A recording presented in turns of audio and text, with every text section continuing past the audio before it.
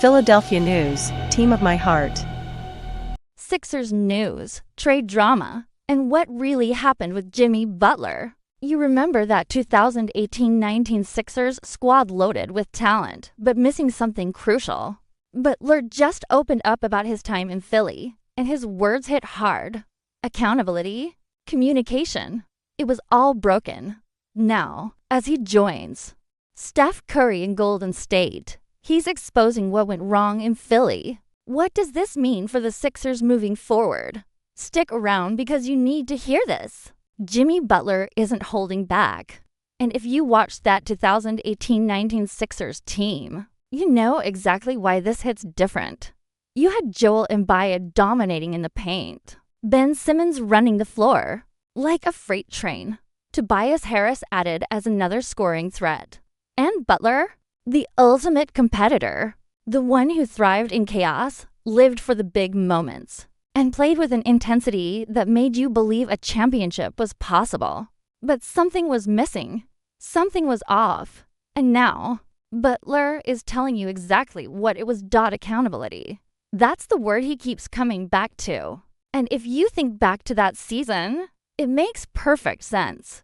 The Sixers had the talent, but did they have the leadership? Butler says no, in his own words. You got to be able to talk to everybody, but in that locker room, you couldn't. He says communication was broken between coaches and players, between players and players. Nobody could take criticism.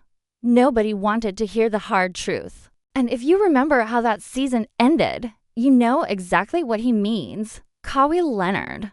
Game 7. The shot that bounced on the rim for times before dropping. The Sixers season ended in heartbreak. But according to Butler, that wasn't just bad luck. It was a symptom of a bigger problem. A team that wasn't built to handle adversity. A group that didn't know how to hold each other accountable when it mattered most.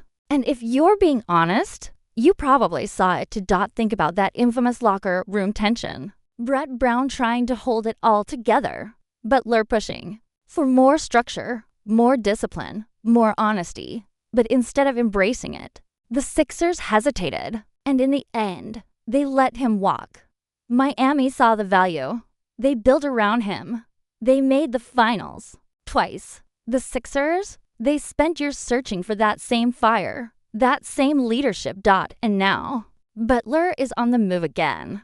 Another trade, another chance to chase a title. This time, he's linking up with Steph Curry and Draymond Green, to guys who have built a dynasty on accountability and communication, to guys who thrive in the kind of environment Butler always wanted. And you have to wonder, what if the Sixers had figured it out back then?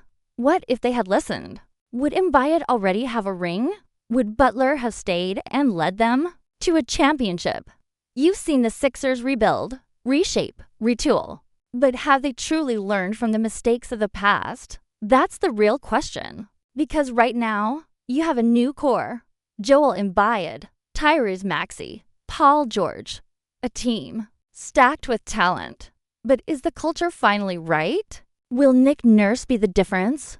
Or will history repeat itself? What do you think was letting Butler go the biggest mistake in Sixers history? Drop a comment below. Butler's words sting, because you know they're true. That 2018-19 Sixers team had everything on paper. Size, skill, shooting, defense. But what it didn't have was the backbone to withstand the pressure. The moment things got tough, cracks started forming. And when you look back now, it's clear those cracks were there all along.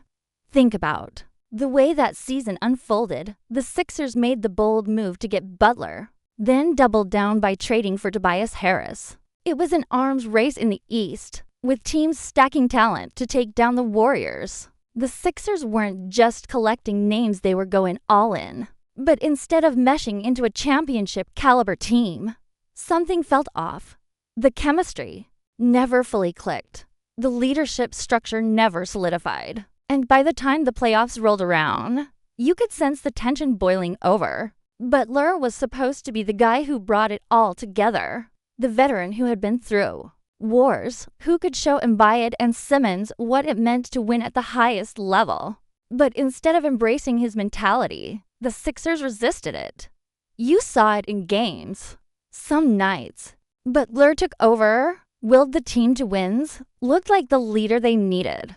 Other nights, the offense ran through Simmons and Embiid, with Butler taking a back seat. The roles weren't clear, and when that happens, egos clash. Then came the playoffs, the defining moment of that season. Butler was the Sixers' most reliable player, stepping up in the biggest games, keeping them afloat when things got shaky. You saw it against Brooklyn. Butler setting the tone after a Game 1 loss, proving why he was built for those moments. Then against Toronto, he was the steady hand in a chaotic series, delivering clutch shots, playing with an edge that the rest of the team struggled to match. And yet, despite everything he brought, the Sixers let him walk. They chose stability over fire, comfort over confrontation. Harris got the max contract. Simmons was locked in as the future. Butler, he was gone, and the Sixers spent years trying to replace what he brought. It's why Butler's comments about accountability hit so hard. He's not just talking about the past, he's exposing a flaw that held the Sixers back for years. You saw it in the seasons that followed. The Simmons-Embiid partnership crumbled under playoff pressure. The coaching changes, the front office scrambling to find the right mix. Every year, the Sixers were good, but never great.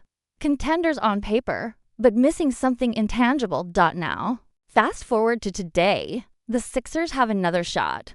A new core, a fresh start. But has anything really changed? That's the question you have to ask yourself. Because if history has taught you anything, talent alone isn't enough. It never has been. You've seen it happen before: big moves, big expectations. But when the moment of truth arrives, something's missing. That's the fear with this Sixers team. On paper, you have everything.